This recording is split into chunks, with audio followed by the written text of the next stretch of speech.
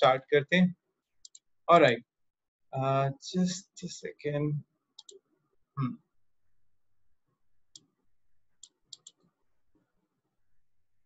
Ion polarization. हमारे ionic lattice के model में हमने सोचा होता है कि आयन्स स्फेरिकल इन शेप होते हैं। ये हमेशा केस ऐसा नहीं होता। हमारे पास कुछ ऐसे केसेस भी होते हैं जिसमें पॉजिटिव चार्ज जो होता है कैटाइन पे, वो आयनिक लैटिस में अट्रैक्ट कर सकता है इलेक्ट्रॉन्स को in the A9 towards it, जिसकी वजह से हम कहते हैं कि डिस्टॉर्शन हो जाती है इलेक्ट्रॉनिक क्लाउड की। ठीक है, और एनाइन या जो होता है वो स्फेरिकल नहीं रहता, जैसा कि ये केस शो किया हुआ है। ठीक, इस केस में हमारे पास इस तरफ +2 चार्ज था कैटाइन पे, एनाइन पे माइनस चार्ज था। एनाइन को होना तो स्फेरिकल चाहिए था, लेकिन आप देख रहे हैं कि इस वक्त एनाइन राउंड शेप होने की बजाय एग शेप्ड है। एग शेप्ड क्यों है? इसके बाहर जो वैलेंस शेल ऑफ इलेक्ट्रॉन्स होते हैं वो इस पॉजिटिव चार्ज से अट्रैक्ट होने की वजह से अपनी शेप को डिस्टॉर्ट कर लेते हैं, डी शेप कर लेते हैं अपने आप को, डी फेस कर लेते हैं अपने आप को। ये जो डिस्टॉर्शन है इसे हम आयन पोलराइजेशन कहते हैं। और जो एबिलिटी होती है कैटाइन की कि वो अट्रैक्ट करे इलेक्ट्रॉन्स को और डिस्टॉर्ट कर दे एनाइन की शेप को, इसे आयन पोलराइजेबिलिटी या नॉर्मल वर्ड्स पे पोलराइजिंग पावर कहा जाता है। तो पोलराइजिंग पावर जो होती है कैटाइन की, उसमें कुछ फैक्टर्स इन्वॉल्व होते हैं, तो वो हम स्टडी कर लेते हैं।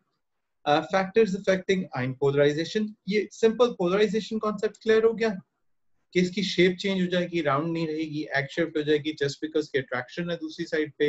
ये इतना सा कॉन्सेप्ट क्लियर होता है? एक्सक्यूज मी सर, जी, अगर यहाँ पे पॉजिटिव चार्ज +1 होता और नेगेटिव 2 होता, तो फिर क्या ये ऑपोजिट होती है अट्रैक्शन? इसी में हम फैक्टर्स पढ़ेंगे कि ऐसा होता है कि जो होता है हमारे पास चार्जेस होते हैं उनकी वजह से पोलराइजेबिलिटी चेंज हो सकती है। तो बेटा जो बात आप कर रहे हैं वो वाला फैक्टर हम आगे चल के पढ़ेंगे तो सही, लेकिन मत भूलिए कि प्लस, चाहे उस पे चार्ज +1 हो या +2 हो कैटाइन पे, और एनाइन पे चार्ज -1 हो या -2 हो, लेकिन एनाइन का जो साइज होता है वो बहुत बड़ा होता है as compare to cation. Cation का साइज छोटा होने की वजह से उसके अंदर पोलराइजेबिलिटी बहुत कम इफेक्ट होती है, बहुत कम देखने में मिलती है, जबकि एनाइन का साइज बड़ा होने और उसके पास एक्स्ट्रा इलेक्ट्रॉन्स होने और उसकी वजह से उसके अंदर डिस्टॉर्शन होने के चांसेस ज्यादा होते हैं। तो इस वजह से हम आयन पोलराइजेशन में एनाइन के साइज को इस लेवल पे ज्यादा डिस्कस करते हैं। अब आपके क्वेश्चन के आंसर के लिए कि क्या कैटाइन में कोई डिस्टॉर्शन हो सकती है, तो जी बिल्कुल बेटा, इवन छोटे स्ट्रक्चर्स में भी डिस्टॉर्शन होती है, लेकिन वो डिस्टॉर्शन केसेस जो हैं वो एमफिल या पीएचडीज में रिसर्च में पढ़े जाते हैं। वो ये छोटी लेवल के बुक्स में कम डिस्कशन है उसकी, ना होने के बराबर उसकी डिस्कशन मिलती है। ठीक है ना? तो जो पोलराइजेशन डिस्कस होती है आपकी बुक्स में वो अमूमन होती ही एनाइंस की है। ठीक है, इससे मैं हरगिज ये मतलब नहीं कहता कि कैटाइन की पोलराइजेशन होगी नहीं, लेकिन हाँ इस लेवल पे वो डिस्कस नहीं की जाती, too complicated for this level. ठीक है, सो हम आते हैं उन फैक्टर्स पे जिस पे हम आयन पोलराइजेशन की बात कर रहे हैं, और degree of polarization of anion. Polarization हम डिस्टॉर्शन को कह रहे थे, यानी एनाइन के अंदर कितनी डिस्टॉर्शन हो सकती है, ये किस चीज पे डिपेंड करता है? ये जो दो चीजों पे डिपेंड करता है। ये डिपेंड करता है चार्ज डेंसिटी ऑफ कैटाइन पे, ठीक है, और ये डिपेंड करता है उस ईज पे या पोलराइजेबिलिटी पे जिस पे एनाइन पोलराइज हो सकता है। यानी ये दोनों चीजों पे डिपेंड करेगा, कितनी डिस्टॉर्शन एनाइन की शेप में हो सकती है, कितना वो राउंड से एग शेप बन सकता है। ये डिपेंड करता है कैटाइन पर भी और ये डिपेंड करता है एनाइन पर भी। कैटाइन पे किस पे डिपेंड करता है? चार्ज डेंसिटी पे। और एनाइन पे किस पे डिपेंड करता है? कितना इजीली वो पोलराइज हो जाता है। ठीक, अब अगर anion more likely to polarize है तो हमारे पास इन फैक्टर्स को और एक्सपेंड किया जाता है। जो ऊपर फैक्टर्स बताए हुए ना उन्हें हम फर्दर बाइफरकेट कर सकते हैं और डिस्कस कर सकते हैं। ठीक है, एनाइन पोलराइज तब हो सकता है जब कैटाइन स्मॉल हो, क्योंकि स्मॉल कैटाइन के अंदर अट्रैक्टिव फोर्सेस कहीं ज्यादा होती हैं। ये बात समझ में आती है? जी। ओके, इस बात को मैं थोड़ी सी ड्राइंग से यहाँ पर समझाना चाहूंगा। सही, बच्चे कह तो देते हैं उन्हें ये बात समझ आई है, लेकिन अक्सर क्लियर नहीं होती है।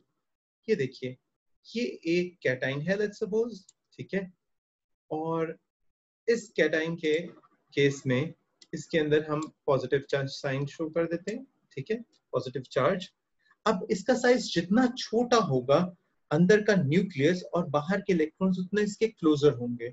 तो जो दूसरा यहाँ पर हमारे पास स्ट्रक्चर बन रहा होगा, लेट्स सपोज हमारे पास दूसरा स्ट्रक्चर यहाँ पर एक एनाइन का बन रहा है, ठीक है, वो अब ये जितना इसका स्ट्रक्चर छोटा होगा, इसका जो आउटर मोस्ट इलेक्ट्रॉन है एनाइन का, इसे हम नेगेटिवली चार्ज कर देते हैं, इसका जो आउटर मोस्ट इलेक्ट्रॉन है वो इसके प्रोटॉन से ज्यादा इजीली अट्रैक्ट हो सकता है।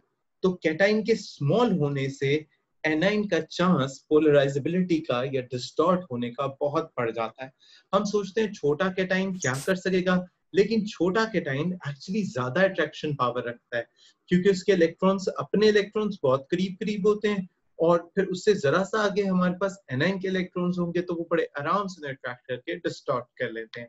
तो कैटाइन का साइज अगर स्मॉल होगा तो एनाइन जो है वो उसके डिस्टॉर्ट होने के चांसेस बढ़ जाएंगे। पहला फैक्टर सर ये इस वजह से होगा क्योंकि उसके अंदर प्रोटॉन्स की जो वो है वो ज्यादा करीब होंगे जी, डिस्टेंस थोड़ा होने की वजह से। एग्जैक्टली, प्रोटॉन और इलेक्ट्रॉन के दरमियान या न्यूक्लियस और इलेक्ट्रॉन के दरमियान डिस्टेंस जितना कम होता है, अट्रैक्शन उतनी ज्यादा होती है। इसी की वजह से हम एएस में एक इफेक्ट पढ़ते हैं जिसे हमने शील्डिंग इफेक्ट के नाम से कहा था, कि जितने इलेक्ट्रॉन न्यूक्लियस से दूर होते जाते हैं उतनी उनके ऊपर अट्रैक्शन कम होती जाती है, और जितने इलेक्ट्रॉन्स न्यूक्लियस से करीब होते जाते हैं, शील्डिंग इफेक्ट टेल्स अस कि उतनी उनकी अट्रैक्शन ज्यादा होती जाती है। ये बात आई होप आपको ऐसे याद होगी। अगर याद है और ये ड्राइंग से इमेजिनेशन बनती है तो पहला पॉइंट बड़ी अच्छी तरह क्लियर हो जाता है। अब ये पॉइंट्स बहुत इंपॉर्टेंट हैं, सो मेक श्योर कि जब मैं इन्हें वन बाय वन एक्सप्लेन कर रहा हूँ तो आप ये बात जहन में रखें कि आपको वहीं देन एंड देयर मुझसे पूछते हैं। हमारे पास चूंकि सारे एक्सप्लेन करने का तो टाइम नहीं है, इट्स ऑलमोस्ट 10:20, तो बस मैं सेकंड पॉइंट एक्सप्लेन करके अपनी क्लास को वाइंड अप कर दूंगा। ठीक, बाकी पॉइंट्स हम फिर ये वाले भी रिवाइज करेंगे कल में और अगले भी इनसे कनेक्ट करेंगे। कैटाइन का चार्ज +2 या +3 हो। अब सोचें, एक तो ये छोटा है, दूसरा अगर मैं इसका चार्ज बढ़ा दूं, इसमें एक प्लस की बजाय मैं यहाँ पर एक और प्लस और ऐड कर दूं, ठीक है, तो क्या होगा, तो भी इसकी अट्रैक्शन ज्यादा हो जाएगी और एनाइन के डिस्टॉर्ट होने का चांस बढ़ जाएगा। ठीक, उसके अलावा बल्कि आखिरी दोनों भी कर लेते हैं, भविष्य के लिए 1 मिनट लगेगा। एनाइन अगर लार्ज हो जाए तो एनाइन का अपना न्यूक्लियस जो है वो दूर होता जाएगा। जैसे जैसे वो दूर होता जाएगा, ठीक है, लेट्स सपोज इसको हम लार्ज इस तरह से कहते हैं कि हम ये कह देते हैं कि ड्राइंग में ये साइज छोटा हो जाता है, ठीक है, तो जैसे ही इससे दूर हो जाएगा वो कैटाइन से ज्यादा अट्रैक्ट होंगे, एनाइन के अपने न्यूक्लियस से कम अट्रैक्ट होंगे, हेंस इजीली डिस्टॉर्ट हो जाएंगे। और जब एनाइन का चार्ज भी बढ़ जाए, -2 या -3 हो जाए, यानी इसके इलेक्ट्रॉन्स इसके अंदर और ऐड हो जाए, याद रखिए -2 -3 होने से एनाइन का साइज भी बढ़ जाता है और चार्ज बड़ा होने की वजह से इसके ऊपर अट्रैक्शन इससे ज्यादा और बढ़ जाएगी। तो कैटाइन का चार्ज बढ़े या एनाइन का चार्ज बढ़े, और अगर एनाइन का साइज बड़ा हो और कैटाइन का छोटा हो जाए, तो ये चारों कंडीशंस जो होती हैं वो एनाइन को पोलराइज करने, डिस्टॉर्ट करने, डी शेप करने के लिए काफी होती हैं। ठीक है, इसकी जो थ्योरेटिकल डिटेल नीचे लिखी हुई है वो इंशाल्लाह हम कल करते हैं। आज के लिए इतना ही, टाइम भी हो गया, बल्कि टाइम से ऊपर हो गया, फिर हम क्लास को वाइंड अप करते हैं। जी बेटा पूछे। सर एनाइन का साइज लार्जर होने से क्यों ऐसा होगा? सर फिर तो उल्टा नहीं होना चाहिए। एनाइन का अपना न्यूक्लियस दूर हो गया और उसके इलेक्ट्रॉन्स जो हैं वो कैटाइन से करीब हो गए, तो अट्रैक्शन किस तरफ को ज्यादा होगी, एनाइन की तरफ को या कैटाइन की तरफ को? कैटाइन की तरफ को, और कैटाइन की तरफ को होगी तो डिस्टॉर्शन भी आएगी। डिस्टॉर्शन है ही इस चीज का नाम कि एनाइन का अपना न्यूक्लियस जो है वो आउटर मोस्ट इलेक्ट्रॉन्स को वो अट्रैक्शन नहीं दे पाता जो कैटाइन दे देता है करीब होने की वजह से। ठीक है, जैसे आपने देखा होगा बात स्टूडेंट्स होते हैं वो अपने पेरेंट्स से लड़ाई शड़ाई कर लेते हैं तो उनसे time for the time being दूर हो जाते हैं, और उसी दिन में अगर टीचर थोड़ा सा भी अच्छा सलूक कर दे तो टीचर के थोड़ा सा और क्लोज हो जाते हैं, ये टीचर बहुत अच्छा है, पेरेंट्स बहुत गंदे हैं।